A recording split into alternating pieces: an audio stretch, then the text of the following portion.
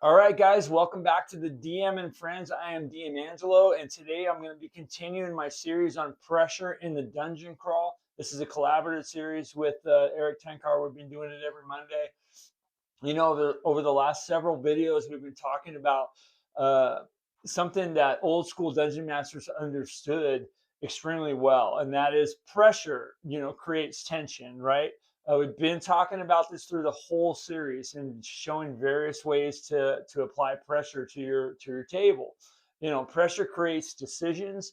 Pressure makes dungeon crawling, exciting. We talked about light pressure, when the torch burns low. We've talked about time pressure, wandering monsters, right? That brings wandering monsters. We talked about system pressure, right? So how to navigate dungeon turns. We talked about decision pressure, standing in front of a door. That's a great example of decision pressure, right? We've also talked about information pressure, listening before you act, right? Stop, listen, and learn.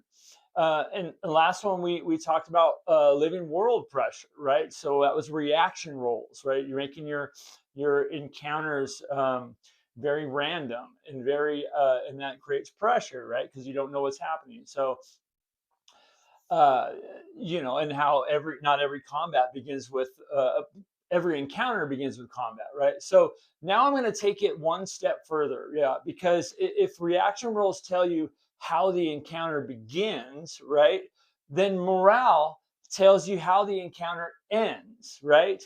And that's right here is where old school combat becomes completely different from what a lot of modern players are used to, right? It's, start a combat, open the door, initiative, combat, end of combat, pick up the treasure, right?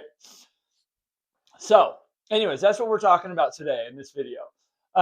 So the modern assumption, right? And I've seen this a lot, and you guys can argue about it. Let me ask you guys something. So the party kicks in the door, right?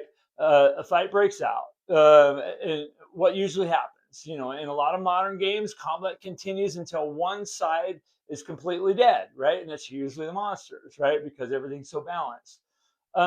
Well, every goblin, every orc, every bandit, every cultist, every ogre, they fight until the last hit point is gone, right? And if you really think about it, that's kind of strange, right?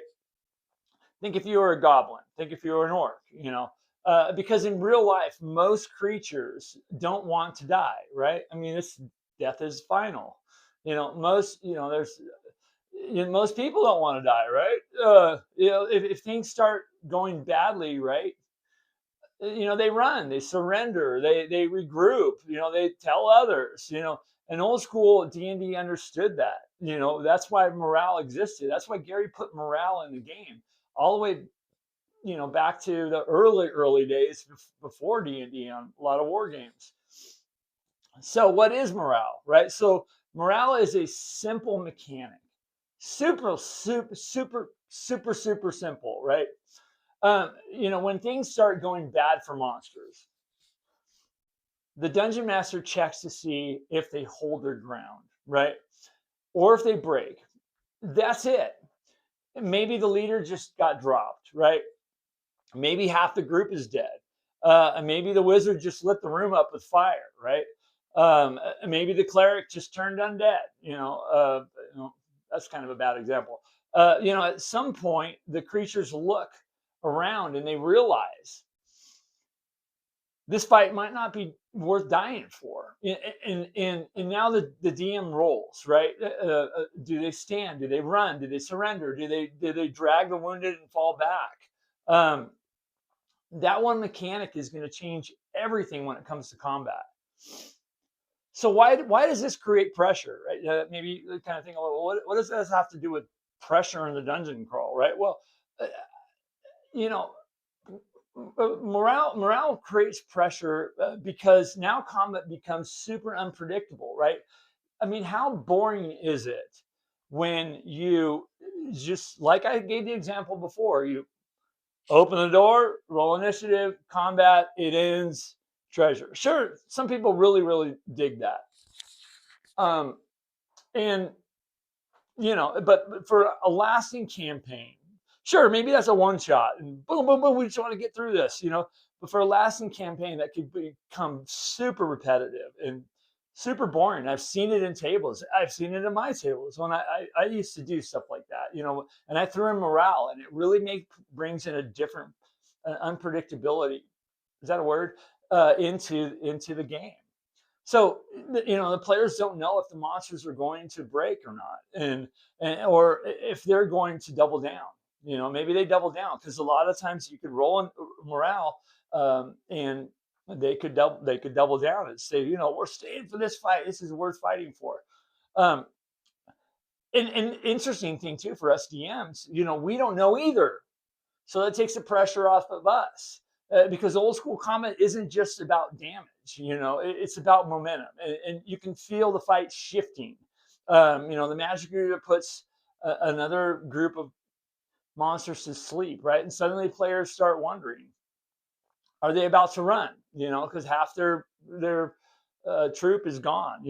That changes how players think. Do we press attack? Do we capture one? Do we block the exit? Do we let them run? Because there's consequences for them running too. They're going to go tell their friends, and now they're going to come back maybe more.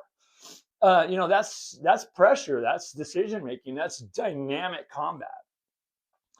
I'm going to give you an orc. I'm going to give you an example of an orc. So let me, the party opens the door, right? Inside are 8 orcs.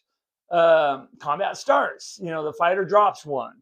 The ranger drops another with an arrow. The magic user magic missiles another. Now 3 orcs are down. Their leader just took an arrow to the throat, right, from the ranger. Now it's time for a morale check, right? As a DM, you don't have to. For AD&D, there are very kind of specific rules, whether not rules, but guidelines whether you do morale or not. And in BX, it's a very simple system for morale, and I love BX morale. As a DM, kind of use your brain there and your thought, like, okay, is this an indicator to check morale? You don't have to do it every single round, but maybe it fails, and the orcs realize there's trouble, right? So maybe they slam the door behind them. Maybe they run deeper into the dungeon and warn others, and suddenly the fight doesn't end with bodies on the floor. It creates consequences, right? So do we pursue them? And consequences is what really it really creates pressure, because now the dungeon knows that you're here. So why does this make the dungeon feel alive? I think one of the biggest reasons old school games feel different, right, is creatures act like creatures, right? Skeletons, because they're undead, they're gonna fight until they're destroyed, right? Zombies, they're undead. They don't care. They don't care at all, right? So you don't roll morale for undead, right? Most undead, but because they don't care, like I said. But goblins and bandits and mercenaries, cultists, even the fanatic, the fanatic ones, they want to survive, right? They want to survive to create havoc later on. And when monsters behave like living things, the dungeon is going to feel alive. It's not going to feel repetitious. The dungeon's going to totally feel alive for your players. And once that happens, the players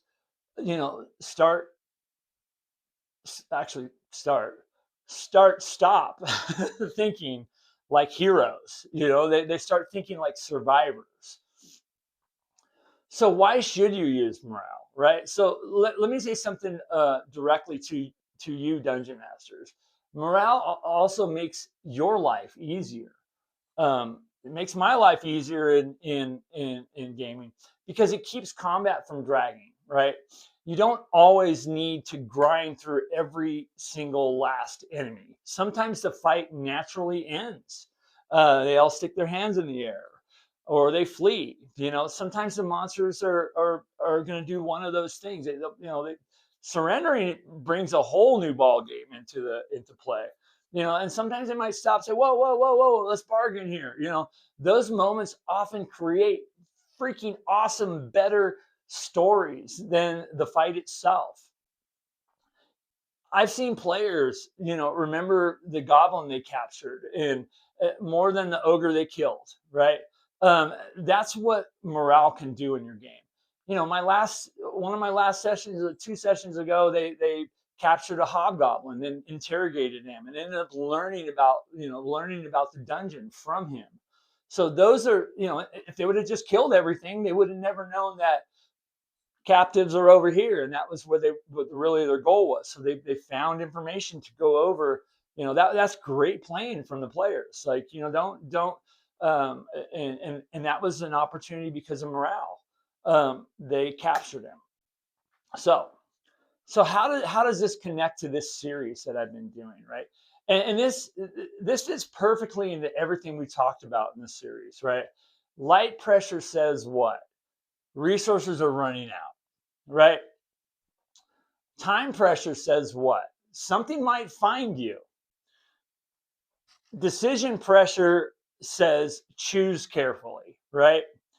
Information pressure says gather clues, right? Stop, learn, and listen. Living world pressure says what? Not every encounter begins the same way, right? That's reaction. And morale says not every fight ends the same way either. That's old school combat right there. And that's why it feels so tense and why old school feels so dangerous. We talked about that before. I've done a video on why old school seems so much dangerous. And these are the reasons. These are like totally the reasons. Anyway, so if you're a dungeon master, this is in closing. I'm gonna have a little drink of my white monster. So if you're a dungeon master and every combat at your table, right, ends with one side completely dead, like every combat. Sure, a lot of them do. Try using morale. I'll try linking up here somewhere. I'll try linking my video on how to do morale in AD&D. And obviously it's same concepts for BX or a lot of other old school games, but try using morale. Let the monsters run. Let them surrender. Let them panic. Let them warn others. Because once combat becomes unpredictable, man, the dungeon is dangerous in a whole new way.